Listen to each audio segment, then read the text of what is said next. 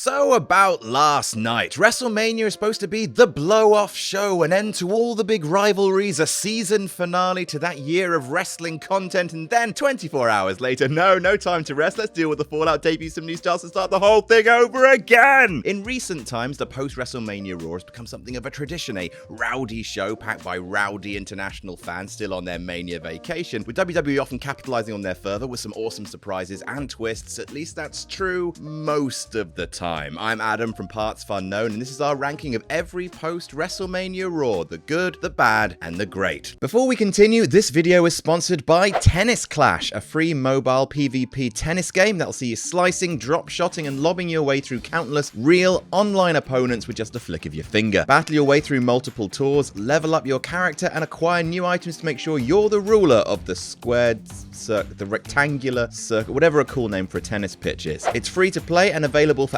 Android and iOS. It's already served up more than 60 million downloads worldwide with some super high average ratings in the app stores. Download it free from the links in the description below or scan the QR code you're seeing right now and you'll start off with 200 gems and 500 gold to get you started right. Fun fact, I always wanted to play tennis when I was a kid, but my arms are made of spaghetti. However, Tennis Clash sees you zipping around the court with mere taps of your finger and choosing the power and direction of your shots with a mere swipe. You really find yourself in the quick reaction zone after a short while. It's fun, frantic, addictive, and super satisfying to line up the perfect shot. Again, download Tennis Clash for free right now from the links in the description and start your tennis career off the best way with 200 gems and 500 gold, and you'll be supporting PFK, which is nice. Let's start with the bad. Number 29, 1993. The very first post-WrestleMania Raw took place in 93 after the famously terrible WrestleMania 9. This hour-long show has almost nothing to it. Not one single champion properly appears on the show. Definitely not new WWF champion Hulk Hogan. And the show is just about Jerry Lawler repeatedly refusing to wrestle. Bob Backlund versus Kimchi. Anyone? 28, 1994. Like 93, almost absolutely nothing of note happens here. The Bushwhackers versus the Quebecers. Always nice to see the Bushwhackers licking people's faces, except absolutely no, it never is. Hey, at least there's an in-ring interview with the newly crowned WWF champion this time, only it's babyface Bret Hart. He's bad at promos, so there we go. Number 27, 2020. I mean, I don't think anyone was expecting this one to be good, and boy, it sure wasn't. 3 hours of nothing. The debut of Bianca Belair before she'd then disappear for months. Some nothing jobber matches, and of course, the surprise WrestleMania main event of the Big Show being a massive knob and challenging Drew for his championship for no reason. Number 26, 2021. I mean, I guess the Thunderdome is better than silent no bastards in the Performance Center, but man, what a disappointing Raw after the better than average Mania 37. The Viking Raiders and Charlotte made their return, and checks notes, that's it. Literally the only debut of the night was a haunted doll that looked like Annabelle after she'd stayed awake for 36 hours sobbing to early years Paramore after a bad breakup. WWE is in the business of misery, and speaking of business, I guess maybe Mason T-Bar joined the Hurt Business? I don't know, man. Number 25, 2006. God damn, 2006 was a weird, gross year, and it's all present and correct in this Raw, which saw the world's bounciest boys beat Big Show and Kane for their tag titles, Vince leading balls first into his feud with God, and Chavo Guerrero losing to Shelton Benjamin, which WWE then built a story around of him shaming Eddie's memory. Gross, but hey, at least Umaga debuted. That was nice. Number 24, 1997. A fairly lifeless show in WWE's transitional year. Bret Hart continues his heel turn, attacking Shawn Michaels after his "Just Because I Choose to Live My Life Openly and Freely" promo, which would be key to the Screwjob months later. The rest of the card is just filler, like Flash Funk versus the Brooklyn Brawler. Hot damn! Before it ends with a Super Orcs promo of Paul Bearer pleading at Hot Topic Cowboy in the ring, Mankind pleading with Paul over the Titantron, and then the show just runs out of time and cuts away with JR saying, goodbye everybody.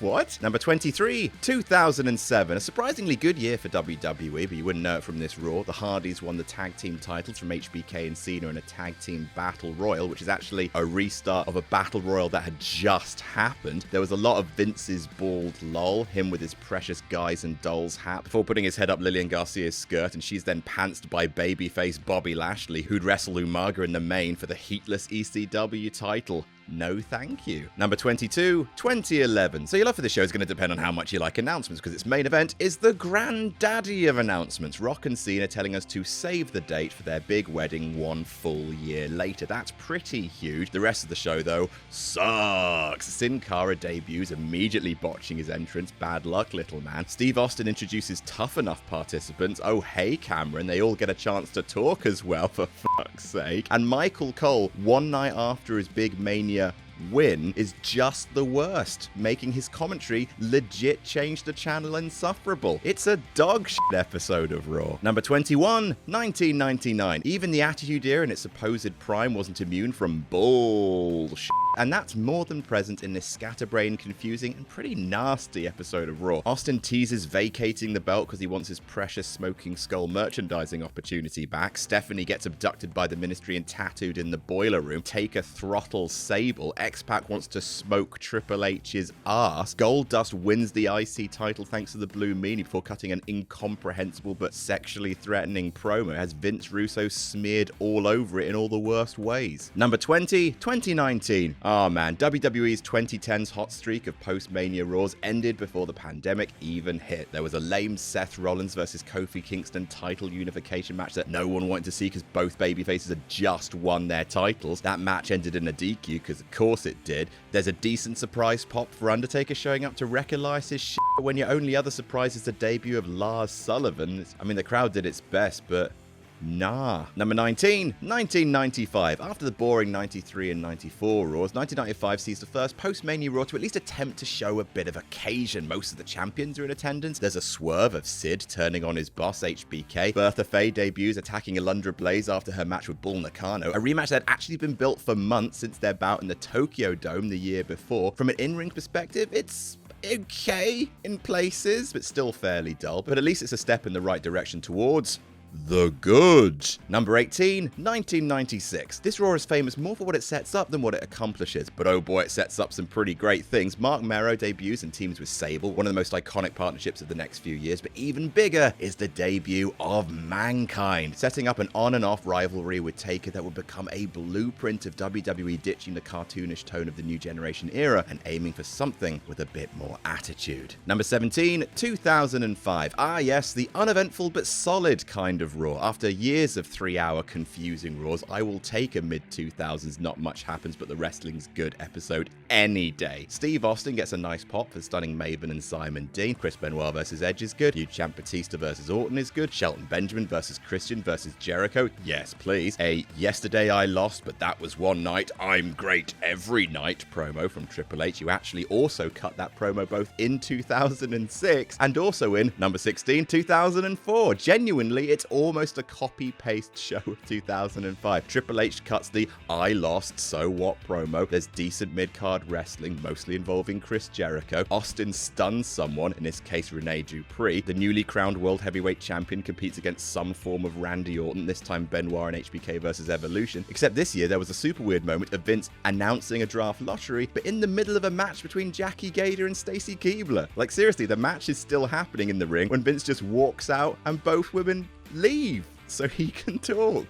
What? Number 15, 2000. Like 1996, this Raw sets a whole bunch of good stuff in motion. China turns on Y2J and allies with Eddie Guerrero. The whole Mamacita pairing will go on to be super great. The big show kicks off his I just want to have a little bit of fun impersonation persona, and The Rock's feud with the McMahons starts the road to the amazing Backlash 2000. There's a European title change, hardcore title change, a brawl between the Hardys, Dudleys and Edge and Christian. It's a good little show. Number 14, 2016. This Raw comes very close to jumping the shark. Despite explicitly hiring Grumpobulous Markle to murder his son at Mania to prevent him from running Raw, Vince lets Shane run Raw anyway. Zack Ryder loses the IC title after one day, and Charlotte's coronation segment is a huge mess because the crowd don't let her heel properly. Even so, Apollo Crews debuted well, Enzo and Cass debuted super well, and so did Baron Corbin. Hey look, it's me! Cesaro returned and AJ Styles became #1 contender, which were all brilliant things. Number 13, 2009. This Raw isn't off remembered, but has a few really good things going for it. Ricky Steamboat wrestles in an all-stars tag match that feels suitably blockbuster. Look at these lads. WWE makes amends for putting them on the Mania pre-show by letting Carlito and Primo battle Miz and Morrison in a lumberjack match with bodies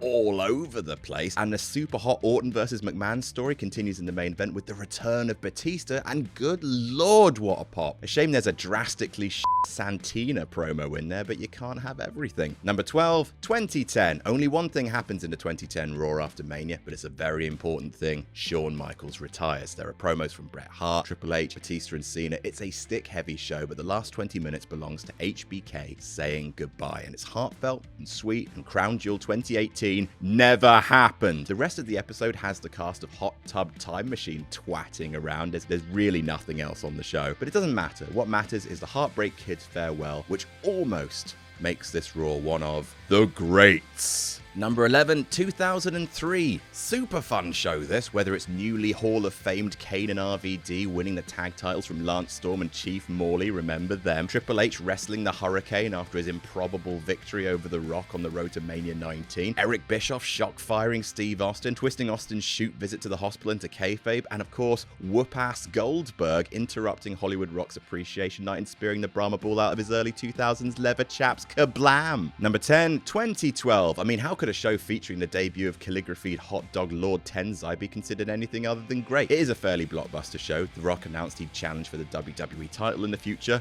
CM Punk defended the WWE title against Mark Henry. Del Rio returned, but the night belongs to Bork Laser, showing up and destroying Green Man. Oh my indeed, Michael. Number 9, 2018. Just so many people show up on this post-Mania Raw. Ember Moon, No Way Jose, the Authors of Pain all make their main roster debuts. Kinda sad that we don't see any of them on the main roster nowadays, but hey ho. Bobby Lashley makes his return to WWE in a pretty huge moment. Samoa Joe returns from injury. Paige gives her retirement address. And in one of the funniest pops in recent memory, Kurt Angle tells Kevin Owens and Sami Zayn that TNA is hiring. I get it. I get it. Number 8, 2008. Leave the memories alone. Don't change a thing. Also, please don't go to TNA. It's the Ric Flair retirement Raw, and well, it's a somewhat grander affair than poor Shawn's lonely cowboy speech. There's a reunion of the Horsemen. HBK is there we saw we for retiring the Nature Boy. The glare from Batista, that's a secret first step in Jericho versus Michaels, one of the best feuds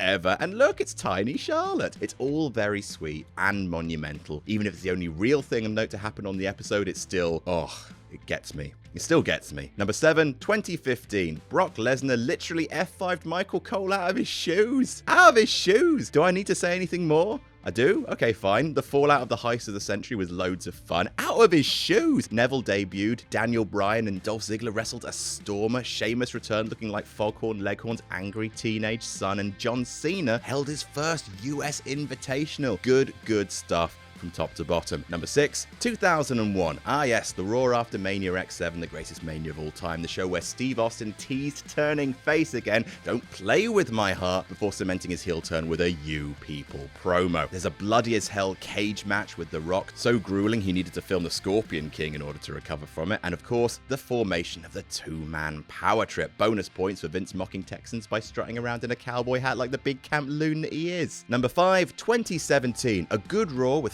4 great moments, but what moments they were. Kurt Angle is announced as a new glassy-eyed GM of Monday Night Raw. Everyone's just very happy to see him. The Revival made their main roster debut and had pretty much their only great night on the main roster in dismantling the New Day. Finn Balor's big old dick made its return, and best of all, genuinely, one of the best promos of the last decade, Roman's This Is My Yard Now promo. Just phenomenal crowd work. Boo this dog, boo him. Number 4, 2002. A significant Raw in lots of ways. First of all, Hulk Hogan gets an incredible ovation from the Canadian fans, further cementing WWE's plans to whack the big belt on him a few weeks later at Backlash. Thanks for that, Canada. Linda McMahon announces the first brand extension, something the company would have a Ross and Rachel relationship with forevermore. Hogan and Rock wrestled Hall and Nash in the main event, and oh yeah, this wheelbarrow of whale meat debuted. An important day at the office then. Number 3, 2014. What an episode of Raw. Two-title Danny makes his victory speech, Paige winning the Divas Championship in a debut, no less. Rusev debuting, RVD returning to the company, Evolution brawling with the Shield, and of course a haunting segment looking back, where Ultimate Warrior delivers his own eulogy, talking about hearts beating a final beat less than 24 hours before his actual death. Number 2, 1998. Most would argue that 1998 was the single best calendar year WWE ever had, and the Raw after Mania 14 certainly was indicative of that, cementing in place those who'd come to be the tentpoles of the Attitude Era. Steve Austin was coronated WWF champion, featuring the debut of the Big Eagle belt, aka the best ever belt. Austin versus McMahon kicks up a gear. The Rock becomes the leader of the nation, and Triple H becomes new ruler-in-chief of DX, adding the New Age Outlaws, and of course X-Pac shortly before he cut his awesome shoot promo on Eric Bischoff. Like, it genuinely seems WWF has planned out the rest of the Attitude Era from this Raw alone. And number 1, 2013, the show that kicked off the modern tradition of the Post-Mania Raw being the funnest show of the year. The fans took a really good episode of Raw and made it great, turning Fandango into a short-lived phenomenon, destroying an Orton versus Sheamus match in the funniest possible way, popping like crazy when Wade Barrett won the IC title, also when Ryback turned heel. So much better than WrestleMania 29. It's not even fucking funny. And that's our list. What's your favorite Raw after WrestleMania? Let us know in the comments below. Don't forget to like and share this video around if you enjoyed it, and subscribe to PartsFUNknown for more silly wrestling content. Jam that jam.